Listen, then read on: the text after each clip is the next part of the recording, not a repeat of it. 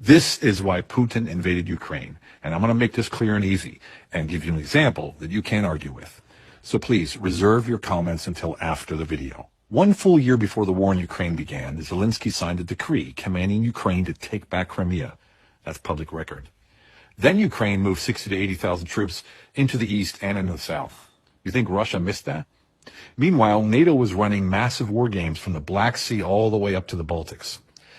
And the U.S. spy planes were buzzing the border nonstop. You think Russia didn't notice that? In November 21, just 3 months before the invasion, the U.S. and Ukraine signed a strategic partnership. And in that agreement, they spelled out 2 things: Ukraine joining NATO and taking back Crimea, remembering that Russia already had Crimea. A month later, January 22, NATO invited Ukraine to help write Agenda 2030.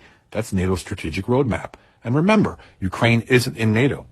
Why was none of this ever reported? Because it would have destroyed the victim narrative Zelensky and the globalists were selling you. Now, let me put this in perspective. What if Mexico moved 80,000 troops to the Texas border? What would Washington do?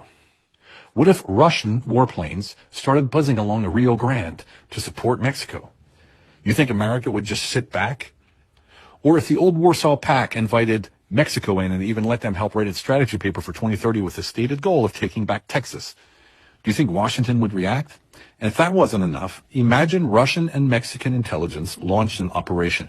Let's call it Operation Tequila, setting up 12 secret spy bases along the Mexican border with Texas.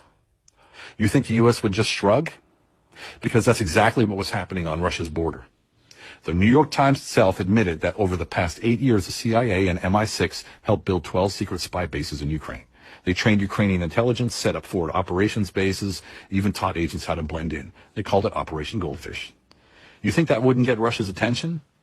Well, all this is what Russia saw happening on its border, and they acted like America would have, and how America acted during the Cuban Missile Crisis, by the way. These aren't internet rumors. These are facts, and they prove how deep the West was invested in this war before it even started. So when people tell you Putin just woke up in February 22 and decided to invade, just ask yourself, how far back are you willing to go to find the real reasons? Because February isn't the start.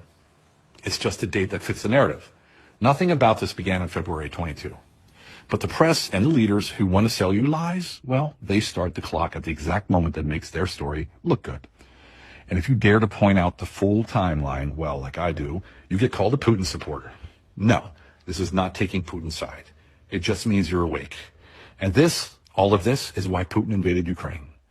But in the end, here's the frightening cold truth. If Russia takes Ukraine, it's gone. If the West controls it, it's gone. The country has already been sacrificed on the altar of empire building. There are millions of Ukrainians outside their homeland right now, waiting for the day that they can return. But that home may never exist again. This hits close for me, as you know, because my wife's family, my in-laws, are sitting here next to us waiting, hoping to go back to their beloved country. And that day may never come unless we stop picking sides and start dealing with the truth. That's the reality. Shut out the noise. Stop pretending you know when you don't. Look at the facts and don't take sides unless it's the side of truth. Take the time to let go of what you've been programmed to believe and think for yourself.